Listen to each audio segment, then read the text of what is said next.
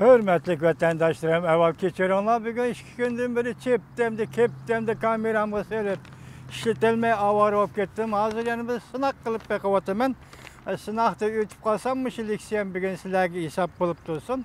Bugün sizlerge sözleydi kaldı liksiyemden mavzusu bundak. Evvel anlasam hazır birinci beti şunu gördüm ki ben tünügün bir öyle yok idim. Arabistan'da ordunun sırtıda ok avazı çıktı. Siyasi özgürlük degandek bir gap turibotidi. İkincisi, andın bir kögen birinci haberim Rusya Tashqi ishlar ministrligi, Federatsiyasining Tashqi ishlar ministri Ravlov nayt ciddi aldı Beijingni ziyorat qiladi ekan. Qingdao yig'ini 6-nji oyda o'tkaziladi Shanxay hamkorlik tashkiloti. Nemishqa Rossiyaning Tashqi ishlar ministri Vladimir Ravlov efendi bunda aldırıp kaldı, ben bunu bilmedim. Bugün şunun münasebetlik ve yakının münasebetsiz bulmuşumu. İşkilik siyasi sözleymen dilimdek başta elbette çipli bir sınıf bakmakçı ben keçirenler vatandaşlarım. Mavzumunda Rusya Tashqi ishlar ministri Prezident Vladimir Putin Prezident Trump bilan suhbatlashishga ma'qul bo'ldi. Mavzuli xabar dedi. Mavzuli xabar 4-nji ayning 20-nji kuni Amerika ovozining Xitoy til programmasi e'lon qilindi. Xabar mundaq boshlandi. Rusya Federatsiyasi Tashqi ishlar ministri Ravlov mundaq ko'rsatdi. Prezident Vladimir Putin Prezident Trump bilan Oqsaroyda ko'rishishni xohlaydi. Minister Ravlov Rusya Xalqaro axborot agentligi muxbirining ziyoratini qabul qilganda mundaq ko'rsatdi. Prezident Vladimir Putin mundaq suhbatga qatnashishni xohlaydi. Minister Ravlov mundaq ko'rsatdi. Biz bundaq deganda Amerika Qo'shma Shtatlarining Prezident Trump bilan Trump telefon berib taklif qilganiga asoslandik. Masalan, Prezident Trump Moskva Kremlga telefon berib Prezident Vladimir bilan Putin bilan ko'rishib, Oqsaroyni ziyorat qilishga taklif qildi deydi. Bu nuqtani hamma odam bildi. Hech qanday maxfiyatlik yo'q. Minister Lavrov mundaq dedi. Prezident Vladimir Putin Oqsaroyda Prezident Trump bilan ko'rishadiganligi intayin xushal bo'ldi. Prezident Vladimir Putin Oqsaroyda Prezident Trump bilan ko'rishadiganligi intayin xushal bo'ldi. Minister Ravlov yana mundaq ko'rsatdi. Prezident Trump telefon berganda uchrashish to'g'risida bir qancha qatam taklif qildi.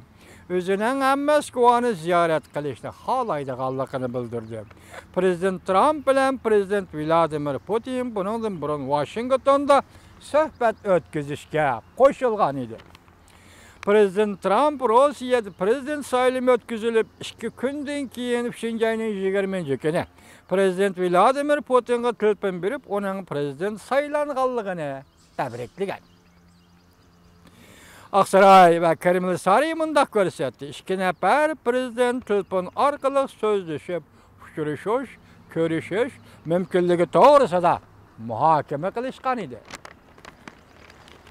İnkas birinci. Yani xo'jayin ekanday. Xo'jayin embargo qiladigan bo'lsa, hammasi suhbatlashishga ma'qul bo'ladi ekanday. Jumladan Jungo, Chavshan buni sirtida qolmaydi ekan. Çekilolmaydi ekan, ham qochib qutulolmaydi ekan. Mava Ravlovning ifodasi, yani Prezident Vladimir Putin Oqsaroyda ko'rishmoqchi bo'ldi Prezident Trump bilan degan xabarga yozilgan inkasga yo'qirqisi.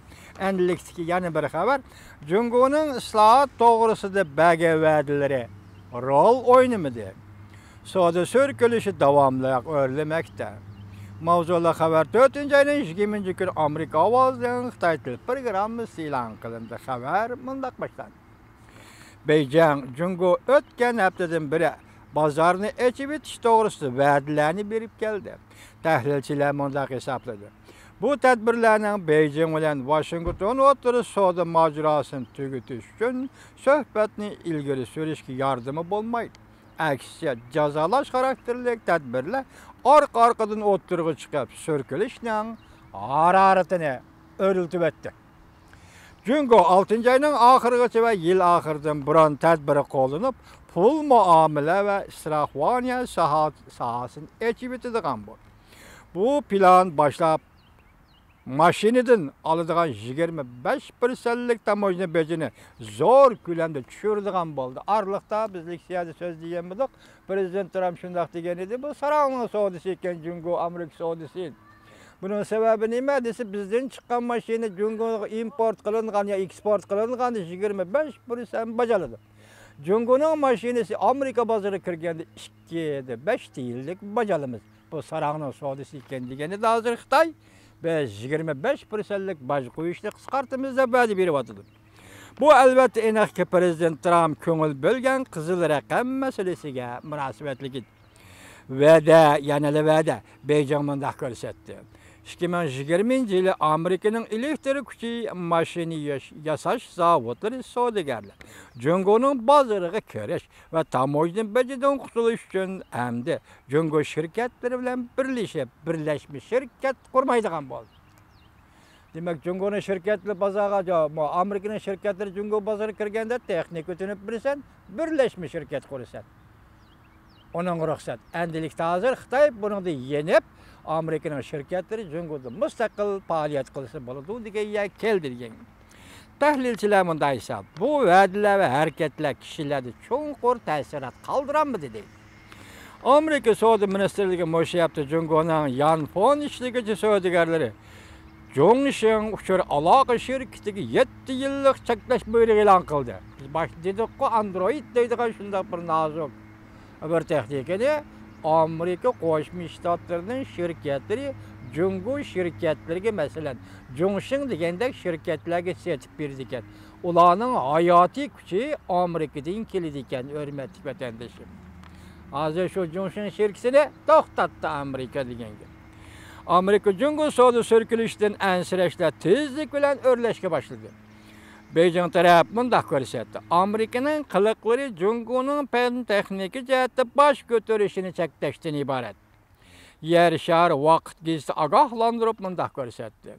Beijing o biladigan yaxshi usul choralar bo'yicha zarb berdi. Ya'ni Amerika biladigan choralar bo'yicha, usullar bo'yicha Beijing Amerikaga zarb berdi demoqchi bo'lyapti. Yer shari vaqt gazeti. Jungo'daki Amerika şirketleri ziyan tartıdı deydi yer şahı vaqt gizdi. İqtisadshunos Chingang mundaq ko'rsatdi. Jungo şirketleri kilovatgan besam texmi eg'ir bo'ladi. Besam Jungo şirketleriga nisbatan aytganda ham intayin azaplık bo'ladi.